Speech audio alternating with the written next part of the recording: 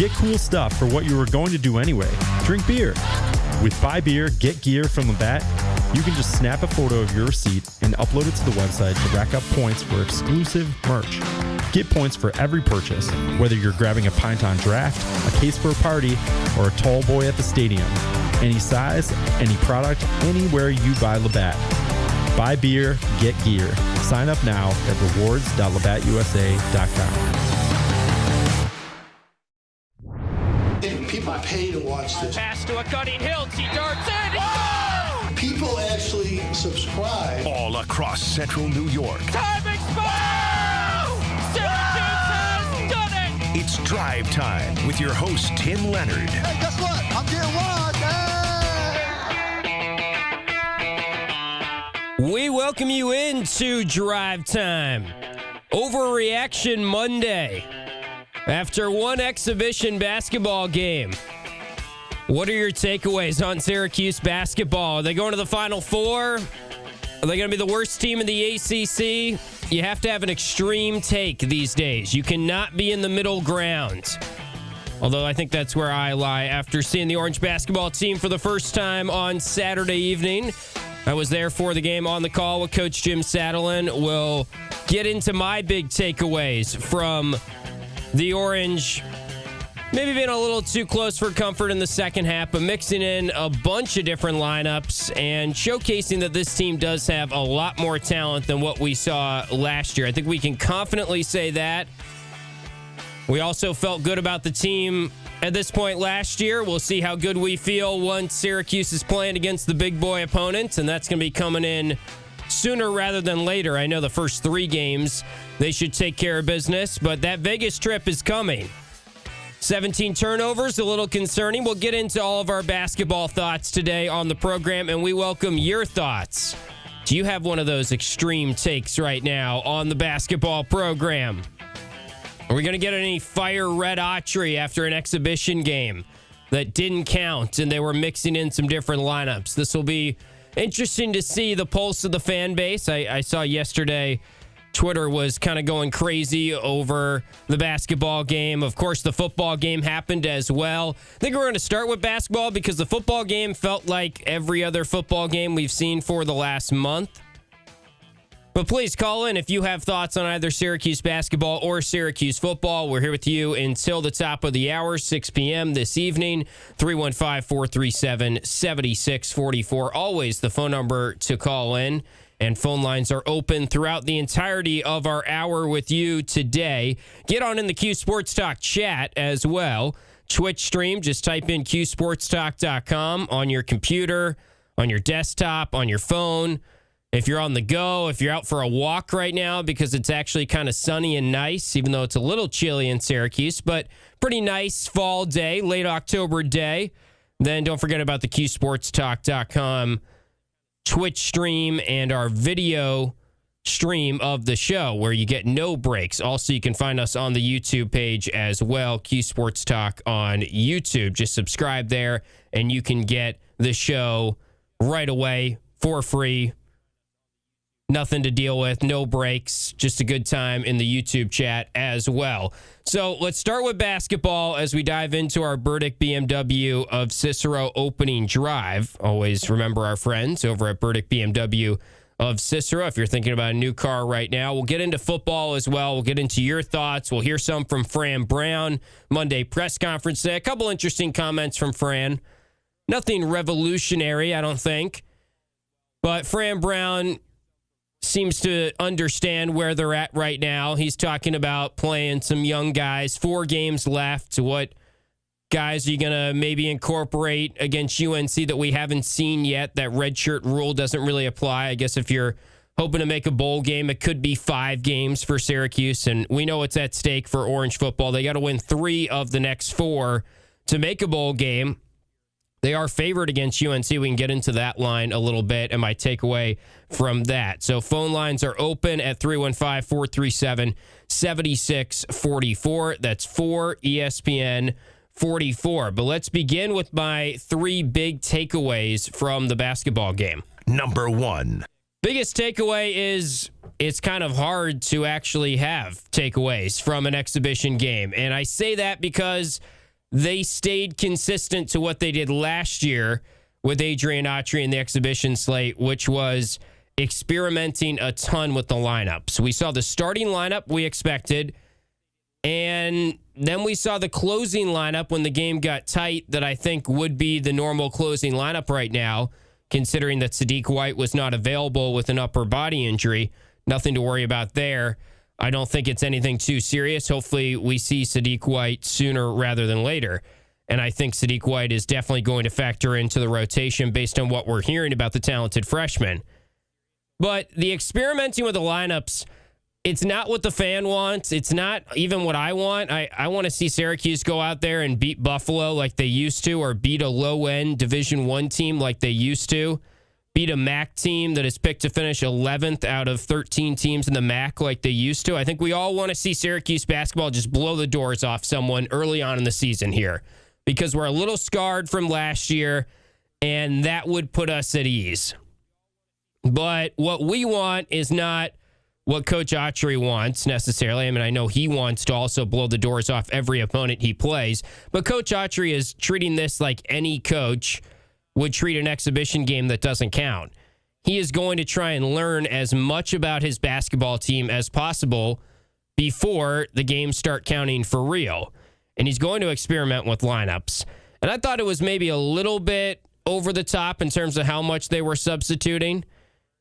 And honestly, my preference would have been that maybe they're not going to drop off in competition and play pace now, and it seems like they're just going to experiment with lineups again against pace. I've seen the trend of a lot of college basketball teams around the country playing kind of marquee exhibition games. I sort of wish Syracuse did that. I guess the counter to that is, well, then you go out and you lose and everyone's really down on the program and season tickets and stuff, and you don't want to go out and shake the confidence of your new look roster that only has 2 returning players, that even those 2 guys really didn't play together that much last year because of injury. But I think you do want to learn as much as possible and put your team into that environment as much as possible. They kind of got into an environment where they could learn some crunch time things and who are the guys that could take over in crunch time. And that is sort of a silver lining of how the second half went in this game against Buffalo. I would have liked to have seen Syracuse maybe play Buffalo in the first game and then play one of those. I'm not saying like Duke, or obviously you wouldn't play an ACC team. I'm not saying they have to play a top 10 or a top 15 team. Just someone who's maybe a power conference team would have been kind of fun. They could have sold some tickets in the Dome. I think that would have been good for them. Or at the very least, play another Buffalo-like team, another Division I opponent. It feels like now we're just seeing a drop-off, and I don't know how much we're going to take away. I'm saying there's not even much to take away from this game. There probably won't be a ton to take away from the Pace game either on Wednesday night, which is the final tune-up game. I understand that that's how you do it, and then you can sort of see what you have in Bryce Zephyr and Aaron Womack, but I think we all sort of know the lineup is going to shrink. And when you talk about, I know there's been some chatter about, well, who's going to be the backup point guard? And I was even talking about that, I think, right after the game. Then the more you think about it, Nathan George played 36 and a half minutes last year per game. He's a guy that can play 40 minutes a night, basically, in today's college basketball. He's someone that, if he's healthy, and that's the big if here, I think one takeaway I have is when Nathan George is on the floor, you feel much better about the Orange offense than when they have to go to a backup point guard, whether that's Luke Fennell or we even saw Kyan Anthony, who played pretty nicely, I thought, overall. But Kyan Anthony running the point is probably not ideal right now. So we're probably going to see Nathan George play a ton of minutes, given where the backup point guard position is, given where he is at and what his pedigree is. I hesitate to crown anyone when we're talking about exhibition games or give out too much props to individual players. Coach Autry was asked after the game, who surprised you? And he sort of said, I don't think anything surprised me. I've been seeing this team up close and personal for a while now. I think the one guy that probably surprised most of us was Tyler Betsy and what he did off the bench. But in regards to Nathan George, I thought he was pretty good. He also had 4 turnovers.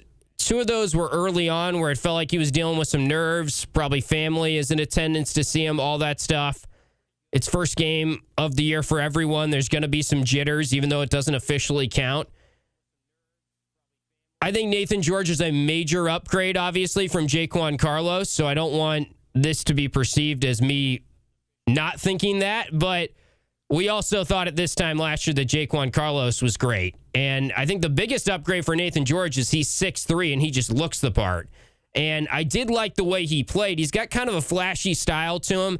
I think he's the right type of guy to be leading your team just because of sort of the chemistry that he was giving off. I mean, he's throwing alley-oops. He's getting everyone involved in sort of a fun way. His head was always up as he crossed the timeline. And I think he is more of a true tone setter at the point guard position, and obviously a big upgrade from what they had last year. They also played a low-end Division I school in Buffalo. So I'm not going to get on here and say that I think Nathan George is all ACC good, because he looked pretty good in 27 minutes against Buffalo. I think we still need to see just how good some of these individual pieces are. Let's get into my second thought from the basketball game on Saturday evening. Number 2. We talked a little bit about Tyler Betsy. I think he was the biggest surprise in a positive manner for Syracuse. Tyler Betsy's defense feels like a work in progress in terms of where he was a couple times, weak side defense. But I think in general, you're very happy with what you saw from the 6'8" forward from Cincinnati. He led the team in points, which I probably, if you would have asked me going into the game, who's going to lead Syracuse in points, he probably would have been like my 8th guess, or I thought he was maybe guy 8 or 9 going into this game. Now, Sadiq White was not available, so he got bumped up, and he was basically the 6th man, and he was in there for the closing lineup and pulled down a rebound late and did some nice things throughout the game, and he was 3 for 3 from the outside. And when you look at what Tyler Betsy was last year, this isn't an official game that we just saw, but if it was, that would have been a career high for him and his first ever game at the college level in double figures. He had 9 points in one game last year against Grambling State for Cincinnati. He played 22 minutes in one game. That was his highest minutes played in a game in his career in his freshman season last year. He played 20 minutes in this game, and maybe if they weren't experimenting with lineups so much, he would have played more. And that also was partially because Sadiq White was not an option in this particular game for Syracuse because of the injury. So I liked what I saw from Betsy. I think he was the biggest surprise, and he's kind of the only guy that I would really reevaluate where they are at in terms of the pecking order or the rotation. We had heard good things. We had heard Donnie Freeman say he was an X factor, and we were all sleeping on him. When you see it, it's a little different. And I thought his shooting and everything looked very smooth, and he looked the part of a former top 50 recruit. William Kyle, I thought, was a positive as well. William Kyle's defensive energy was as advertised. I'm not worried. I know the narrative is out there about his size. I'm not worried about his size. The thing that I'm worried about William Kyle coming off this game is his free throw shooting. And Coach Sadlin and I were kind of joking about it throughout the broadcast because it's not the prettiest form ever right now. He did end up 4 for 7 from the line. That's perfectly fine. I mean, at the end of the day, all I care about is results. All the coaching staff cares about is what is your percentage at the line, I'm sure. And he did make 2 free throws back-to-back late on his final trip to the line, and Coach Autry got up off the bench and gave a big fist bump when he did that. I'm sure they're working on that part a lot. You want William Kyle to be the center that is out there for the crunch time lineup. You also worry that when he's out there and he gets the ball, our team's going to play a hack of Kyle based on what we saw at the line. Now, 4 for 7 is fine. If he does that, then you don't have any issues. It just looked a little uncomfortable at times. So that was the only takeaway from a negative side of things that I had on William Kyle. As for my final takeaway from basketball, Number 3. I thought defensively, the athleticism way up from what we saw last year on the entire roster, and you notice that defensively. The communication still a little iffy defensively. Buffalo basically scored all their points and all their three-pointers in a stretch from the 5-minute mark of the second half to about 1:20 left in the game. They hit 5 straight threes on 5 consecutive attempts in that stretch of the game. A couple of those, as Red Autry joked in his post-game press conference, were the shots that we are used to seeing only happen to Syracuse. Something like that is how he phrased it. There was the late in the shot clock one from their point guard, Daniel Freitag, where he kind of pump faked and forced it up. There was one in the corner from a very good three-point shooter in Ryan Sable, who didn't really get going in the game but made a big shot in the corner, sort of falling away, left corner, late in the game. There were also a couple in just the pick and pop game there where Ezra McKenna, a 6'10 forward that led them in scoring off the bench, was too open, frankly. And maybe that's not totally understanding the scouting report on him and not having as detailed of a scouting report on an exhibition opponent when it's a guy who comes from below Division I level and you really don't have a big sample size on him. But I thought that was the concerning thing, is you still saw some of the three-point defense being communication and, William Kyle went here and J.J. Starling went there, and now no one's on McKenna. And honestly, they gave up a pretty clean look to McKenna in a similar type of play to the one that he made with about 1:20 left in the game. They gave up another clean look to him with about 45 seconds left. It could have been 6 straight made threes. He missed that one, but that was kind of concerning when you're thinking, all right, Buffalo's coming down the floor. Here's what Buffalo is probably going to try to do in this situation, and Syracuse still gave up. Not a wide open look, but a look that he could have made, and I was kind of expecting him to make it when it went off his hands. So the three-point defense, the communication on the defensive end, still a little concerning, but that's also common. I know everyone's going to talk about the 17 turnovers. The one thing I'll say on the turnovers, I don't have a problem with 17 turnovers in this game where you're mixing in lineups, you're playing up tempo, it's a lot of new guys. If you would have told me going into the game, turnovers is the issue, that doesn't concern me. It was not necessarily the volume of turnovers, but the amount of turnovers that were unforced, the amount of turnovers that were sloppy, and that's the part. If it was 12 turnovers, but they had as many that were unforced, I would have been as concerned as the 17 turnovers. I just thought there were too many turnovers that looked like a team that didn't quite look in rhythm offensively and was still a little jittery, and that could just be first game. But I didn't like how many of the turnovers were not Buffalo doing anything defensively, but Syracuse just kind of shooting themselves in the foot. And probably the most concerning stat for me, if you flip it around to Syracuse defense, most concerning stat of the game for me is they only had 5 team steals against Buffalo. 4 of those came in the first half. 1 steal in the second half defensively. That's the stat we talked about a lot last year that needs to improve. They have a lot of athleticism on defense. Buffalo shouldn't be a clean product on offense. Buffalo turned it over a fair amount too, but I would have liked to have seen more steals from the Orange defense, and that's going to be a stat that needs to improve this year. All right, so we're off and running. Those are my basketball thoughts. We can get into football as well. We can also continue the conversation on basketball if you'd like, and we want to hear from you. 315-437-7644. Call in if you have thoughts on Orange basketball or Orange football. Back with more on Drive Time. You're listening to it on ESPN Radio and watching it on QSportsTalk.com. Auburn Community.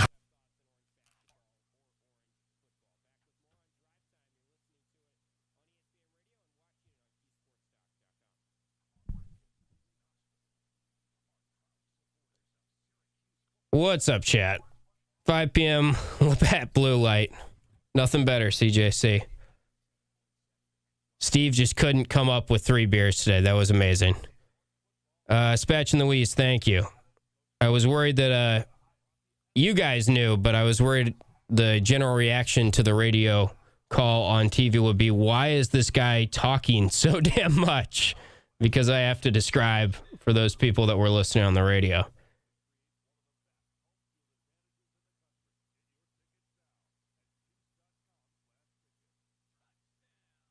Nikki Vegas. Is this who I met the other day? Welcome to the chat, Nick. I don't think I've seen you in chat form, but good to see you in here. No plans to hit the portal anytime soon. George is huge. George has to stay healthy. Steve was talking about it today, and he was like, yeah, I mean, I don't really worry about it because they're just going to play George a ton. And then I don't know why I wish this thought didn't creep into my head, but I was like, uh-oh, what if Nathan George gets hurt? Like, how much would that derail things? That's why you want to see the backup point guard be good.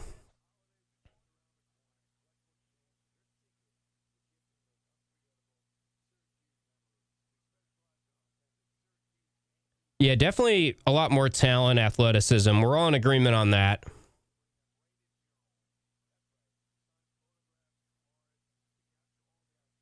It would stink if George getting hurt would just be such a bummer. Because then you could look back and be like, well, our point guard got hurt. That's why. Like, that's what everyone would say. And I just don't want another year of that where it's, we didn't have JJ, we didn't have Donnie.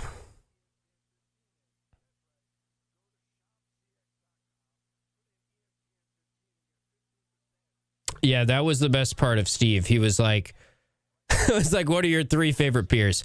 I'll say number 1, IPA.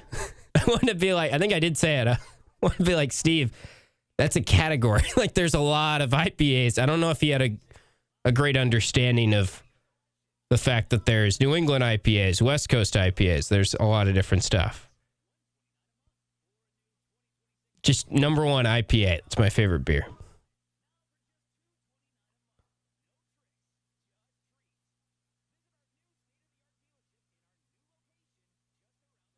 Sadiq's a minor injury, I think, bowling ball. I think I said that during the game. I think it was more of a precaution.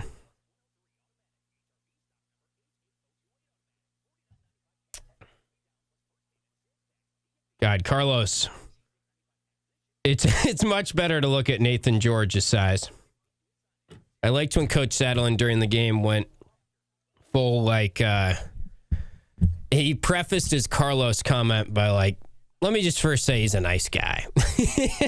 Like, and it's not on Carlos. He wasn't the right fit last year. And unfortunately, we detected that pretty early. I think exhibition games, we were all raving about Carlos. Then that first Lemoyne game, we were like, uh-oh, Lemoyne's guards are scoring pretty easily.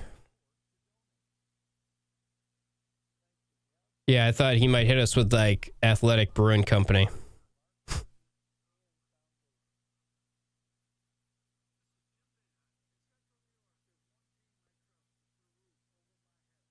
I like Kyle at center. I don't know. He is what he is. He's not going to be a guy that you're going to get 15 points out of very much. Seems like.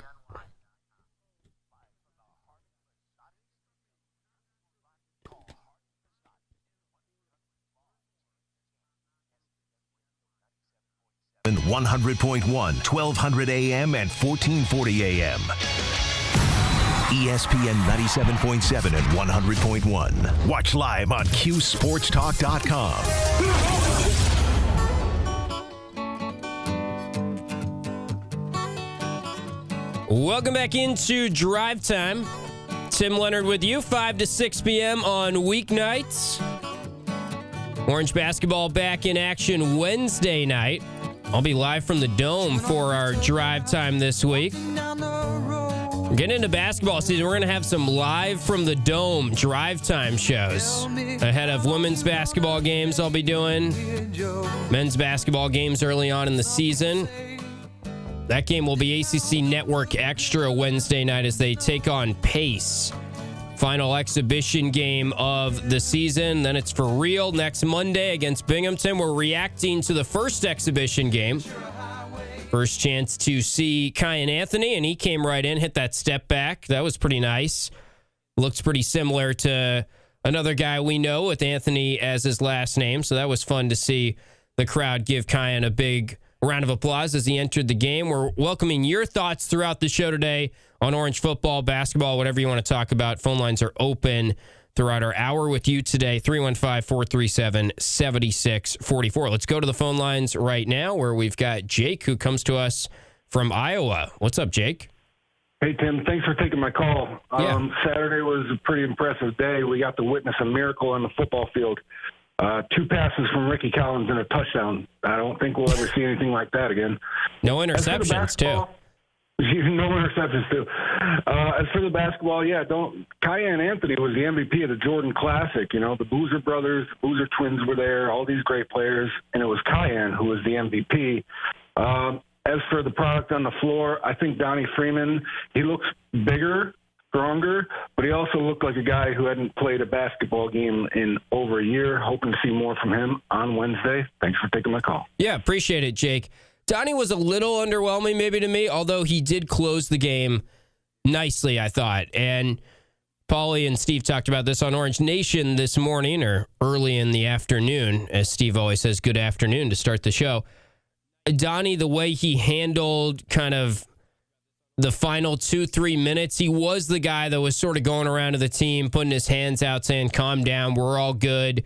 That was good to see as someone who is just a sophomore and has only played 14 games in college. Last year, he missed over half of the season.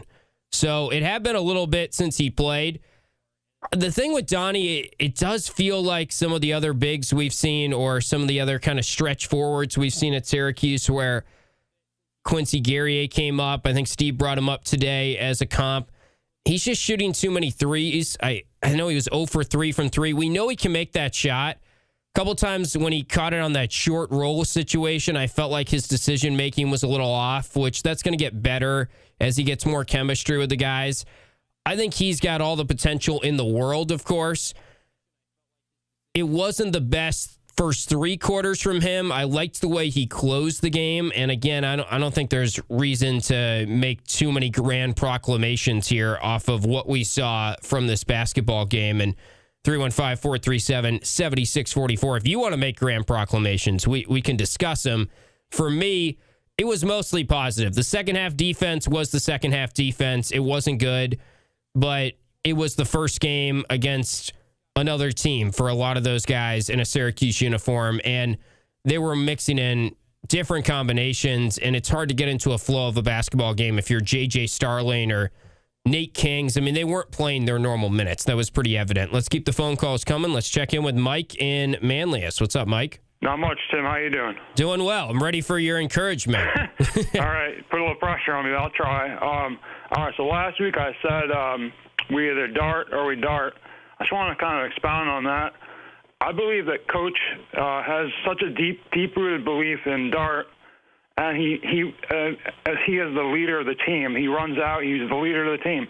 He's simultaneously shielding his own players from dart, from having the accountability he preaches, because he's kind of like overprotective. That's just my analysis, Tim. I mean, take it for what it's worth.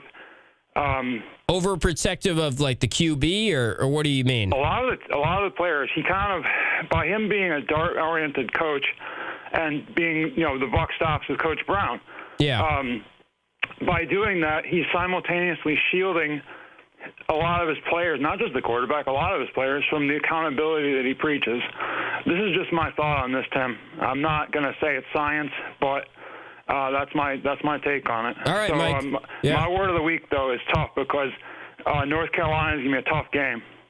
Yeah, I mean, they are favored. We can get into that a little bit. Appreciate you checking in, as always. Mike in Manlius. He's got to give us his word of the week, some encouragement. He has thrown science at us before. No science, he clarified this week. So we're just processing all of it from Mike here. I think the UNC game is one that you really got to win. Like, you just really, for vibes, for just any sort of momentum you can gather to end the season, this is it. I mean, it's been a really tough month in terms of the product on the field. And I think the grand takeaway here that we have to keep in mind is it really stinks to watch Syracuse football right now. But our opinion should not change as to what the program is. And I really do truly feel that in a year from now, 2 years from now, 3 years from now, we won't even discuss this little blip in the Fran Brown tenure. I just don't think this is going to be talked about much. I think we're all going to remember this year as the year that Steve Angeli got hurt, and it all went downhill from there. And Ricky Collins, I hope he gets better. I think we're all hoping that. I think Fran Brown is hoping that. I think we're also all kind of losing hope that that can happen because there haven't been enough signs. It's incremental progress, but very, very little progress, if we're being honest, from where he was at when we saw him come in against Clemson to where he is at now and our confidence level in him going into this matchup against UNC. Syracuse is favored. Opening line, they were 1.5-point favorites pretty much everywhere against UNC. UNC's defense is pretty average. I mean, I say that like UNC has been a bad football team. They have played better the last couple weeks, and that's because their defense has stepped up. Virginia, I think, is overrated. Virginia's offense was scoring points in bunches, and then they couldn't really score this week against UNC and beat them in overtime. Virginia also couldn't really score the week before against Washington State. I don't think Virginia is very good, and they still might make the ACC championship game, and that's a topic and a conversation for another date because that drives me up the wall how much the schedule influences your chances of making it to the conference championship game and making it to the playoff right now. UNC's defense is average. UNC's offense has been pretty much a train wreck this year. That's sort of how you feel about Syracuse right now. They're pretty similar football teams. UNC has showed more progress recently. They were way behind Syracuse. They've kind of caught up a little bit. It's going to be an interesting matchup. Let's continue the conversation on football. Let's check in with Nick, who is in Las Vegas. What's up, Nick? Hey, Tim. How you doing, buddy? Doing well, man. I see you're in the chat now, right? Is that you? Is that you in the chat, too? Yeah, that was me. Okay, yeah. Love it. I'm bored at work today. Can you tell? Well, I appreciate you tuning us in. And a couple things. I don't know if you got to watch the playback of the football game. Yeah. But when they did the Skycam, when they had technical difficulties on the broadcast, man, that exposed Ricky so bad. He was so late. There were so many open routes that were ran by, like, Valari, for example. And by the time he got the ball out, it was gone. Like, so late. It was bad. But the other thing I wanted to bring up, I think with this game against North Carolina, I think the trenches will be a big part of it. And I think our guys, the size is obviously there. I think they're better overall. And I think we win the game in the trenches this weekend. Just my personal opinion. Yeah, I think UNC is pretty solid in the trenches, though. And compared to, I say solid, UNC is just bad in a lot of areas right now. They have been decent in terms of what they have in the trenches, and I appreciate you checking in. That's Nick in Las Vegas. We're up against the clock a little bit, so we're working a timeout here in just a little bit. His thoughts on football, the Skycam, it does feel like the more that we can see the field, and this is true for a lot of quarterbacks, Ricky is missing some openings here. I saw the one clip that I think all of us saw where right over the middle of the field could have been a touchdown, and he was looking the other way, and he didn't throw the ball to, I think it was Dan Valari in this particular clip that was surfacing on Twitter. Ricky has a long way to go, as Fran Brown said in his press conference today. Fran Brown talked about how we're at a point now where you can start to play some more of the younger guys. We saw some different stuff, and Fran has been very open to mixing up where guys fit and trying to get young guys onto the football field and trying to keep young guys happy. He's been honest about that as well, given what the era is in college football and given the transfer portal. Davion Kerr was playing wide receiver, and he has sort of switched over there. He played just one snap. He changed his number to 13. He lined up at wide receiver for one snap in this game. Barry Buxton, Devin Grant have lined up at linebacker in some packages the last couple weeks. Fran also said he feels like Devin Grant is pretty much fully healthy now, and he'll be back to starting and being normal Devin Grant against UNC on Friday night, which is encouraging. Jamie Tremble moved to linebacker. Chase Simmons has played both ways. Demetrius Samuel, Fran brought up today, he wants him to start playing some more on offense. I think we're going to see more of the experimenting stuff as we head down the home stretch of the season, as guys that are freshmen that haven't played yet can play and likely keep their red shirt. It's a 4-game rule still, so unless you make a bowl game, and even if you do make a bowl game, then you can worry about that at a later date. But I think we're seeing Fran shift his mindset to how can I get these young guys a little bit of experience? How can I give a guy that's earned some reps in practice, some game time? We can get into after this timeout. There was one comment today that I think you could read a couple different ways when he was asked about Ricky Collins, and we'll hit a break here and get into, is there any chance really that Fran would use this week to start a different quarterback? And I know a lot of you are silly of having this conversation or tired of having this conversation. I kind of am too.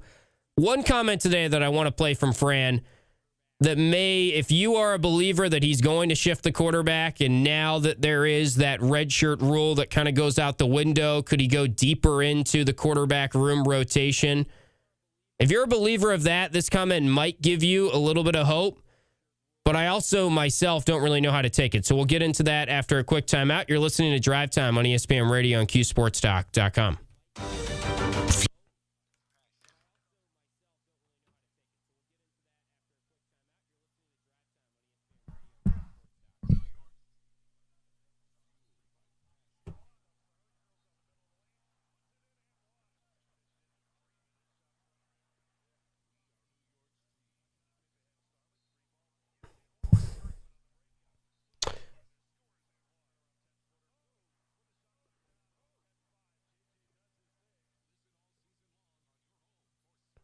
I think Kyle can be a defender at the 5. I'm catching up on the chat. Hang on.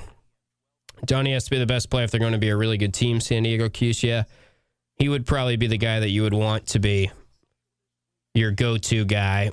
I like JJ. I also don't think he's like your 1A or your number 1 in an ideal world. I think JJ is a very nice player, but as we've talked about, there's some inefficiency there.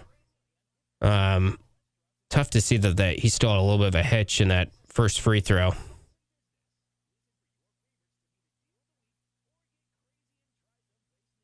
I think they've changed the offense and tried to do what they can with Ricky. It's just, the reality is Ricky's just not ready right now, but he's playing because of the injury. Yeah, bowling ball. I think Georgia Tech, I said it on our Learfield pregame. Me and Adam were talking about it. Georgia Tech's non-quarterback personnel and Syracuse's non-quarterback personnel are very similar to me. That was not a game where Georgia Tech, and I have made my opinions on Georgia Tech pretty clear that I don't think they're actually top 10 good. And I stand by that. I fully expected them to beat Syracuse and cover, but I think they're in a situation where they probably won't win a college football playoff game if it comes to that. It also just shows you how important quarterback is, because Haynes King staying healthy for them is everything, and Steve Angeli staying healthy for Syracuse, we've learned, was everything.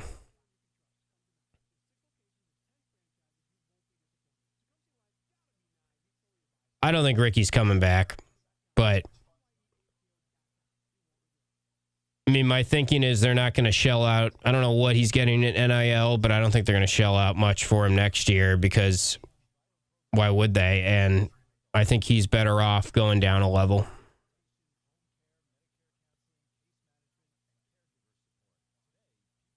And I think Ricky is, I talk to him every week, and I think he's a great kid. I just think right now he's the type of player that it feels like he looks very, very good in drills, and he's got all the talent in the world. But sometimes recruiting rankings and stuff, you can be misled by how good the arm is, and you're just looking at the traits or the tools. The biggest thing for a quarterback is how well can you diagnose a defense? Can you get back there and scan the field? Stuff like that. It just doesn't feel like he's obviously ready to start for like a power conference team even next year, even if he makes pretty good progress.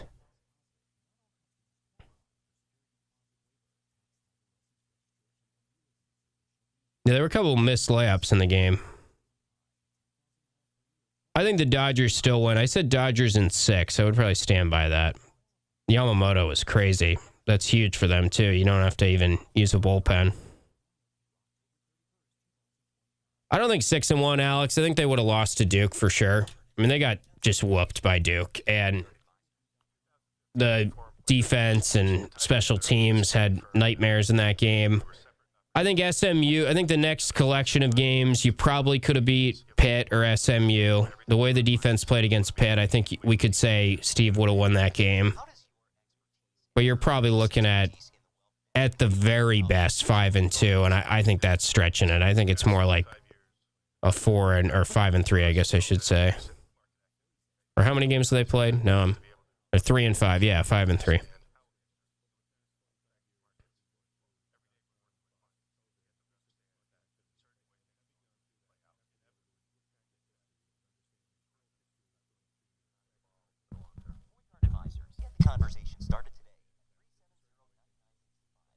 I mean, mentality, sure, but like Duke had a good game plan, and they didn't stop Duke at all in that game. And I think Duke just had a good day, and they weren't beating Duke.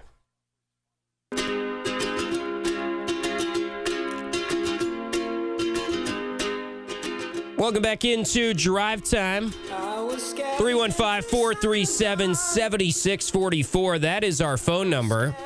And it is open throughout the show today, taking your thoughts and welcoming your thoughts on Orange basketball, Orange football, whatever else you want to talk about. That's 4ESPN44 if you want to call in to the program right now.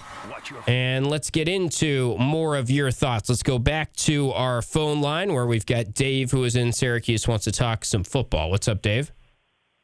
Hey, Tim. What I wanted to say is I understand quarterback, most important position on the field. We haven't gotten the production there. We all know that. But I am not using any of that as an excuse for what the defense has been doing. So I was majorly discouraged with what I saw Saturday from the defense. Georgia Tech, we knew they run a lot of shifts. They run a lot of run-pass option. They had a lot of guys moving. I didn't think anybody knew who they were supposed to cover in watching them. There were so many guys completely uncovered. It was as if we didn't even look at them on film all week. And the other thing was listening to Coach Brown's press conference today. I feel like a lot of our media are a little intimidated by Coach Brown. They were very polite today, which is good. I'm glad they're polite, but nobody asked a question about the defense. It was all, again, focused on quarterback. And Ricky's not responsible for everything. He hasn't been good, but the defense was porous on Saturday. Let me ask you this, Dave. Was Pittsburgh a positive for you defensively? Like, where did you fall out on how the defense played against Pitt? I was more encouraged, and that's why maybe I'm so disappointed with the performance on Saturday. I thought they had made a step forward, and even Coach Fran said that coming into it. We're going to play this way now, and then it's right back to square one for me. I mean, they look like they did against Duke. Even more so because I recognize Georgia Tech is very hard to defend. And they got great coaching on offense. They got a great scheme. There's a lot of motion in the backfield. And, even if there was just a question of, hey, did they do something different than you saw on film? Or was it that you're playing so many young guys, they're inexperienced, and they weren't sure where their eyes were supposed to be? But it really looked bad in regards to – and Tim, I'll be honest, I thought we were still in that game after we scored in the second half right off the bat. It was only 20-10. Yeah. And the defense had the whole half to rest. And that third down play where we had him in third and long, we had King trapped in the backfield, and he throws that pass off his back foot, and it was a little pop fly pass that nobody seemed to react to, and two guys fell down. And before you know it, they get a first down on a ridiculous play. And I had to walk out of the room. I was so upset with that. Yeah, I understand where you're coming from, Dave, and I appreciate you chiming in. That's Dave in Syracuse. He's right. The defense was a bit of a step back from the Pittsburgh game. I think the Pittsburgh game was very encouraging, though, and Pitt goes out and scores 53 points this week against NC State. NC State's not really feeling it right now, but still, Pittsburgh's a decent offense, and I know that maybe that was a better matchup on paper. Mason Heinzel is a guy that holds on to the ball longer. Haynes King is just a tough guy to sack. Georgia Tech was allowing basically no sacks all year, and I was not optimistic that we would see a repeat from the defensive line in terms of the sack production, of course, after they had a basically record-setting performance for Fran Brown era in recent memory for Syracuse with the 7 sacks against Pittsburgh. I think we also just have to recognize right now the defense is out there for a lot of the game. The offense is not helping them. And in the second half, I thought the first half defense was fine. It was pretty good, maybe. And Dave is right that they cut it to 10, and that's a disappointing play in that particular juncture of the game. It's a young defense. I think, honestly, the defense in the last 2 weeks as a whole have been overall a positive. You give up 41 points, that stings, but Georgia Tech's a good football team. As much as I don't think they're truly a great football team, when you have Haynes King at quarterback and you've got a good offense that's kind of rolling, and you're out there as a defense for basically the entire game, it felt like, and then just motivationally speaking, the defense is going to go into some lapses or not be as crisp maybe in the second half. And that's not what you want to happen, but you can kind of level with them on like a human level that they've been trying. They've been grinding and doing all they can, and the offense has just given them nothing for the entire month. Syracuse has had one lead in the last 4 weeks of football games. And it was a 3-0 lead after the defense went out and starts the game and gets the exact start you're looking for there, where Chris Peel, who I continue to think has been underrated, and Chris Peel is a guy that you feel really good about as someone that could be a part of this young nucleus going forward for your defense. He gets the strip, they recover the fumble, and the offense only gets 3 points out of it. And all those things, it's just hard to be a Syracuse defender right now and not be discouraged and not be tired, and you got to kind of level with them a little bit.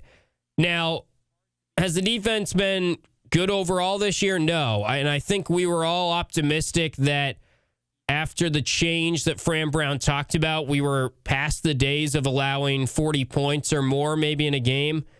This one was 41 points, but it was tough for the defense to be out there that much, and the game flow and everything. It just felt like you can understand if the defense let up a little bit in this particular game. Fran Brown wouldn't want that to be the case ever. And I'm sure he went through the film room, and I'm sure he wasn't happy with the defense. And maybe he should have been asked one question about the defense. And I don't think the coaching staff is thrilled with what they have defensively, but they also understand this is a young team. They're recruiting really well right now. Fran seems very confident that they are going to have the pieces they need next year and going forward. So let's not panic too much about the defense. Let's not totally excuse what happened the week before, where it did feel like they made some great progress.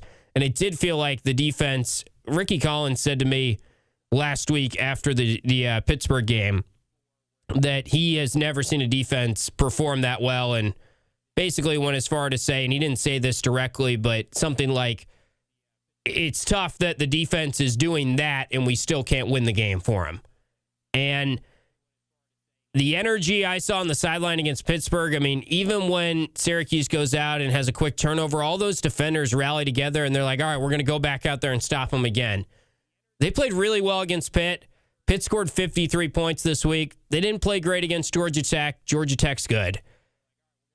Let's see what they have against a really bad offense in UNC. You shouldn't allow much points this week. I still think overall the defense has made progress. There's something to be said, too, for Haynes King is a tough matchup for this defense. And if it is true that the big identity shift, what we feel has been the identity shift, and the stats bear this out, is they're blitzing more and they're getting after the quarterback more. It was never a game where you felt like you were going to get to Haynes King.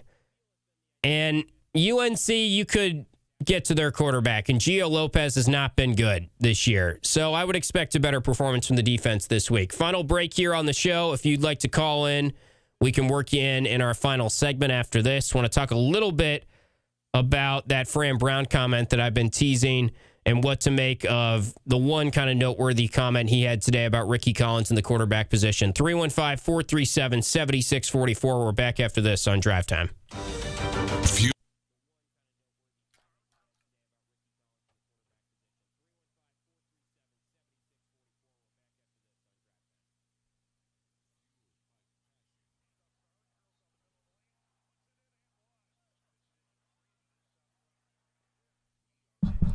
Duke may have been stealing our signals. Fran kind of hinted at that. SU -2 now? Yeah, I thought I was trying to play guess the spread before it came out, and I was guessing UNC -1. I guess 1.5's more common, whatever. That's just what popped into my head.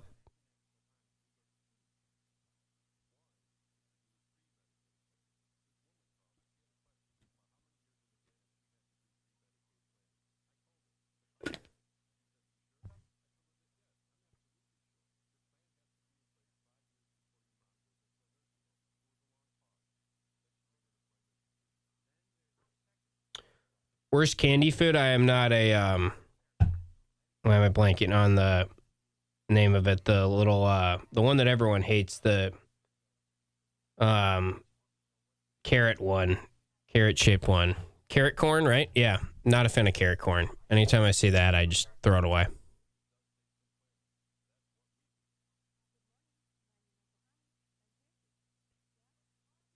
That's right, Halloween is this weekend. Totally forgot about that. Candy corn. Thank you. I don't know why. It looks like a carrot a little bit in my head. I hate it so much. I don't even know the name of it.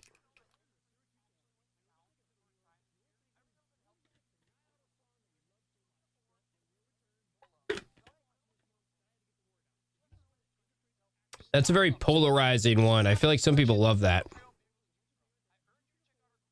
Reese, yeah, Reese's are tremendous. Any Reese's, I'm down. Kit Kats, big fan.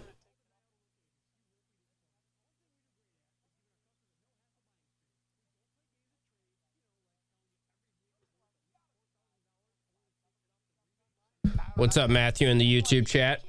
We recognize you in the YouTube chat. Sometimes I recognize you too late, but we are recognizing you in the YouTube chat.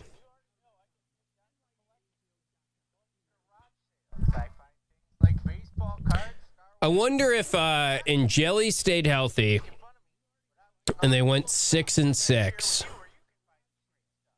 Would the fan base be pleased? We never really got to see that answer. Or would Fran get an extension? Would Fran be more out there for other job offers?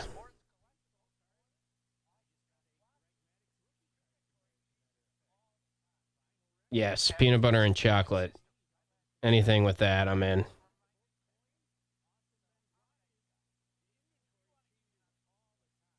Yeah, I'm sure.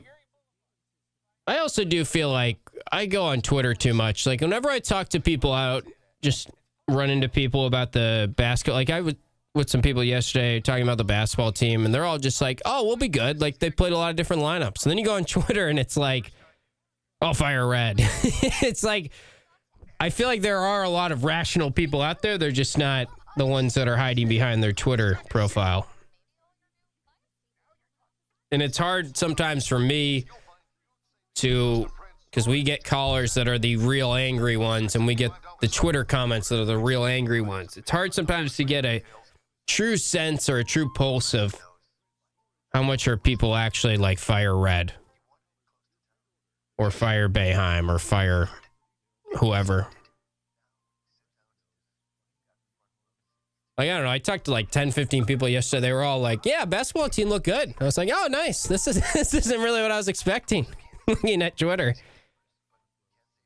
This is an easier conversation. I mean, I really didn't have a ton of takeaways. Leaving the game, I was a little underwhelmed just because of the second half, but then you think about it a little more. 100.1. ESPN 97.7 and 100.1. Watch live on QSportsTalk.com.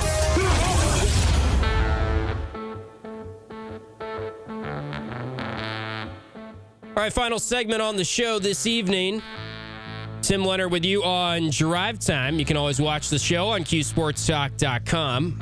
YouTube page as well, Q Sports Talk on our YouTube. One comment that stood out from Fran Brown's press conference earlier today. You can always watch that on QSportsTalk.com when it's live on Orange Nation as well.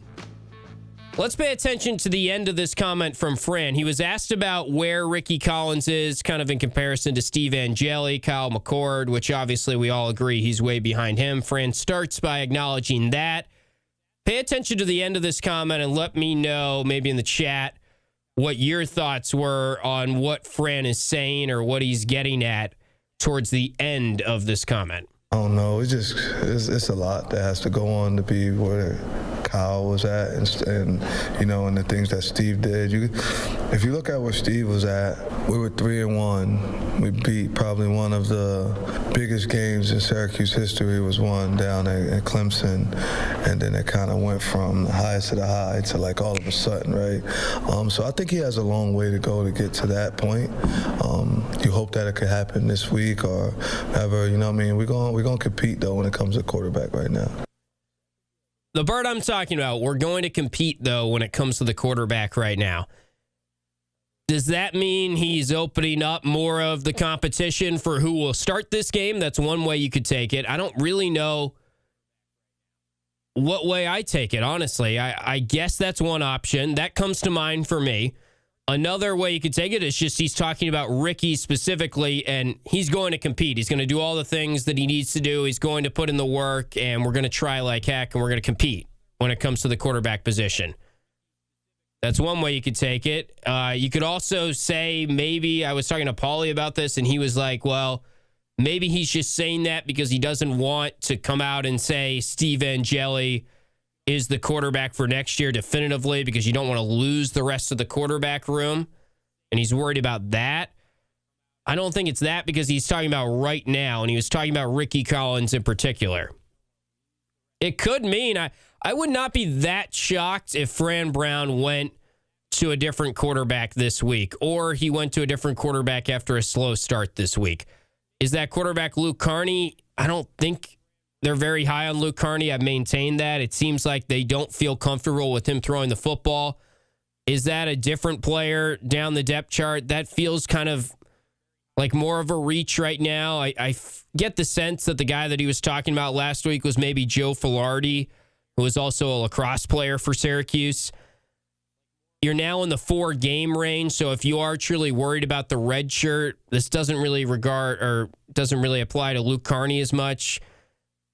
Joe Filardi, I mean, even if you're high on him, I think Fran was maybe talking about for next year. I don't think you want to put anyone out there right now if they're not ready, and you got to also understand that you're not trying to stunt the development of another quarterback. If it is Joe Filardi, I'm just sort of guessing there based on sort of reading the tea leaves of the situation. The other thing with Joe Filardi, I mean, Davion Kerr just changed his number to 13, and he's going to be playing on offense. Joe Filardi wears 13, so that's kind of puzzling to me if they actually are thinking about playing him at any point this year.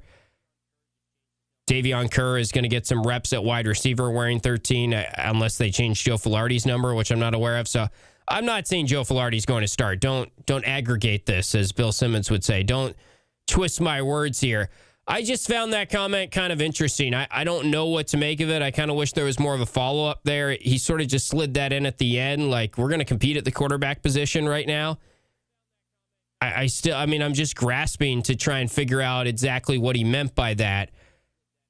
I know a lot of you want to see the backup quarterback come in because you're convinced that the backups, even though Fran Brown and the coaching staff see them every day in practice, are definitely better than Ricky Collins. I have maintained that I think Ricky Collins is not good right now, and there's a lot of reasons to feel that, but I also still feel like Ricky Collins is truly the best option, because if he wasn't the best option, they wouldn't be playing him right now. I also feel like Fran has to be a little defeated at the idea of where Ricky started and where he is right now. Maybe he expected more growth from him. He's talked about, we won't be talking about any other quarterbacks if Ricky just relaxes and plays football. Well, he's not really relaxing and playing football right now, at least not in the first half when the game's still in the balance. And he's talked about we need to get him off to a better start than how he's started these games and get him to play like how he's finished the games. He didn't really do that again against Georgia Tech. I saw it out there that it felt like it was the best game of the year for him. Maybe I'm just grading on kind of a curve and expecting improvement. I did not think that was anywhere close to his best performance. I thought it was pretty deflating to see there still was no progress there. So we'll leave you with that today. Maybe you took that comment a different way. We can continue to talk about that as the week progresses, continue to preview the UNC game, which will be a Friday night game. Next basketball game Wednesday night. We'll have a live drive time from the Dome on Wednesday. 315-437-7644. Always the phone number if you want to chime in.